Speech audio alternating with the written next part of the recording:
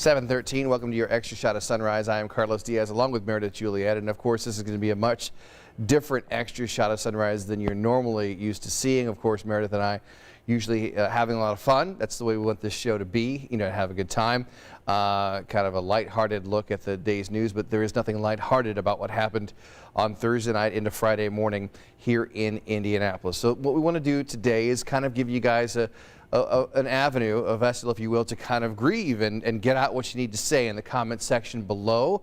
If your comment, of course, is in good taste, then of course we will read it if it's in good taste here on Extra Shot. But this is your chance to, just say what you need to say and, kind of make this a way for people to, get out what they need to get out as far as the grieving process goes. Because, Meredith, I got to tell you, it's funny, and I want to thank everyone for their emails, their Facebook messages, their tweets, saying that, hey, thanks for the coverage on Friday morning.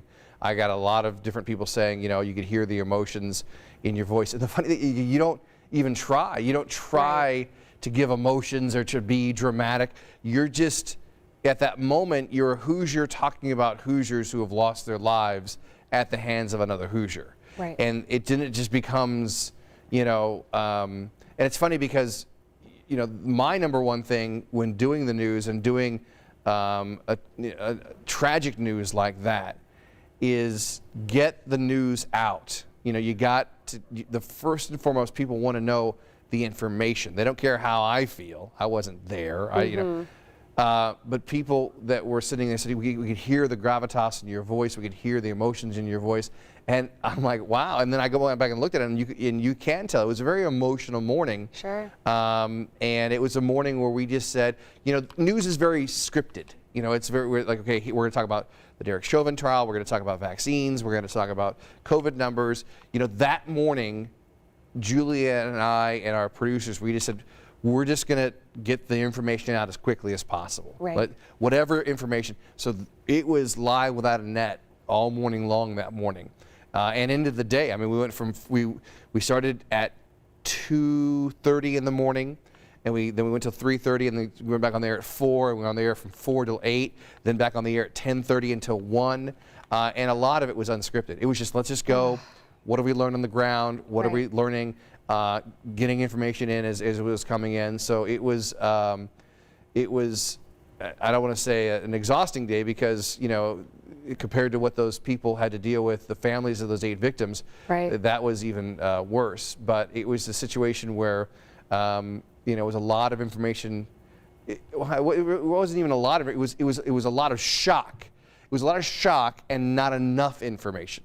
People were in shock. They wanted to know why. They wanted to know how. They wanted to know, what do we do now? And it was like we're trying to get the information to them as soon as we could. So it was a long day on Friday.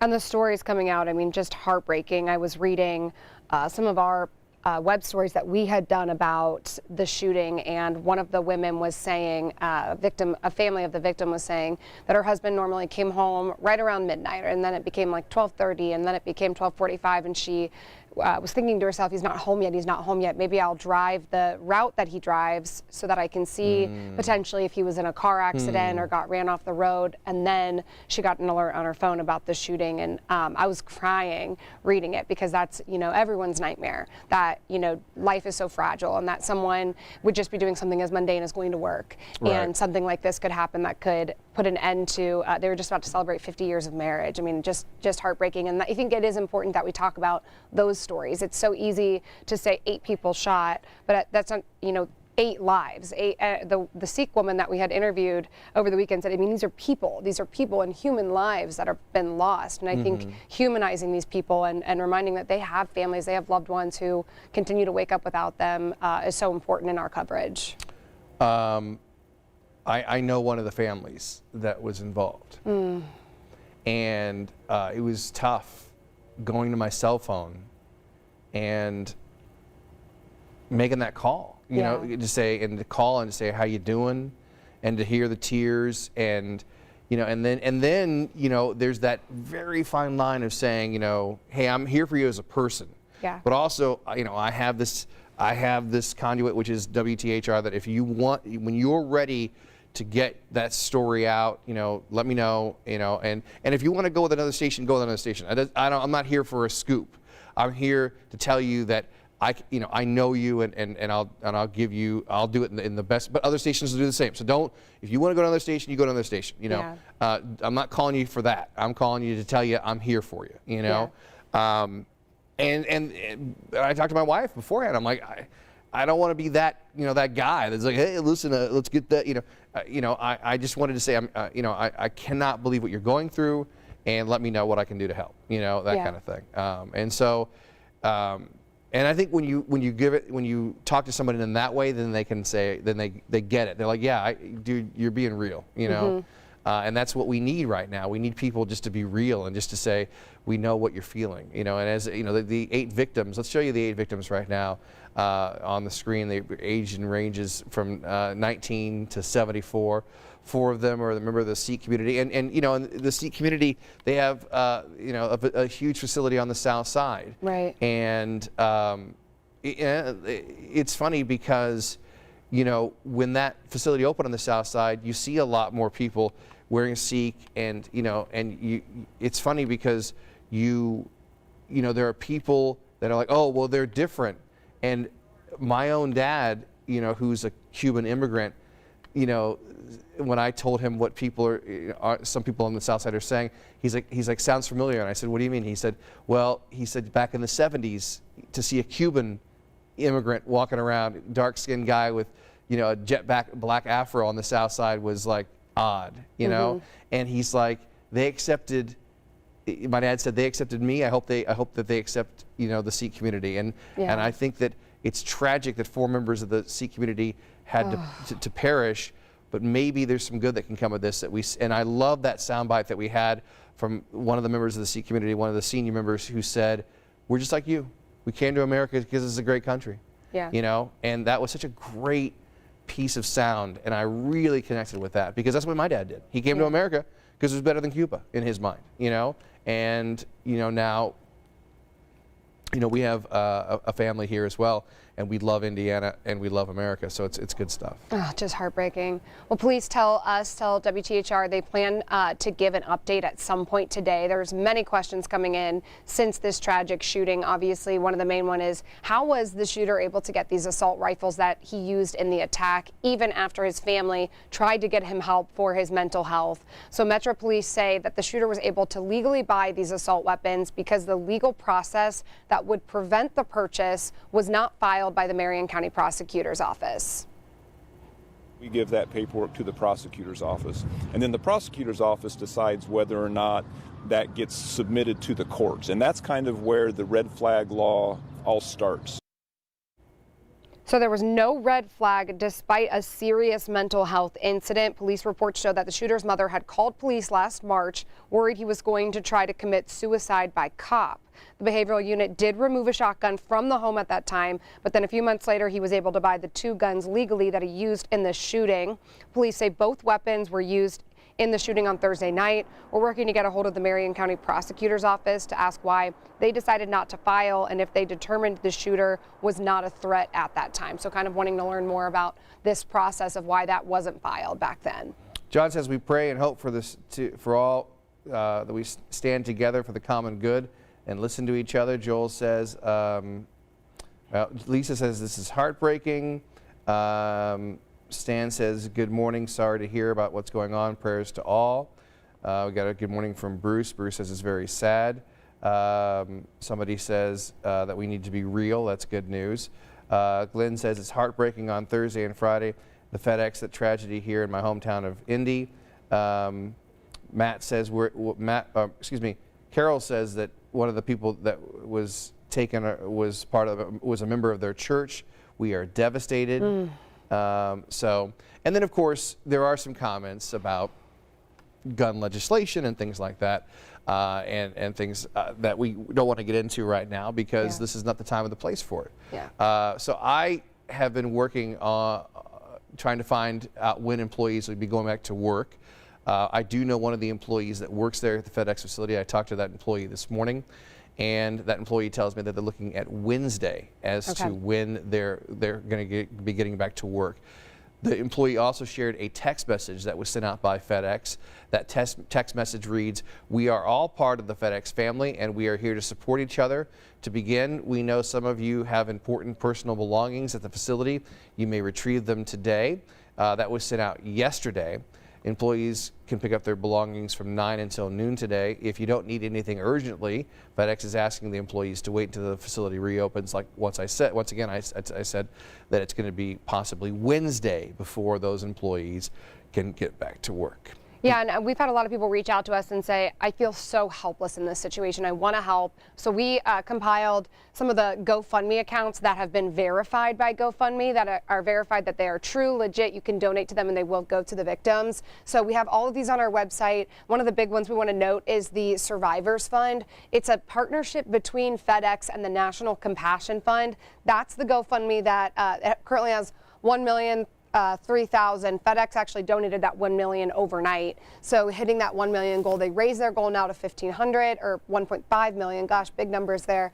But overall, the five that are verified altogether have about 1.2 million donated, and they're all going to the victims' families, to the few members that were shot and that are recovering in the hospital, and I imagine even for just people that were in the building and maybe that heard it or were hiding or experienced some sort of trauma from that. So we've listed all of these GoFundMe accounts on our website as well as on our social media channels if you'd like to find one of those that is verified.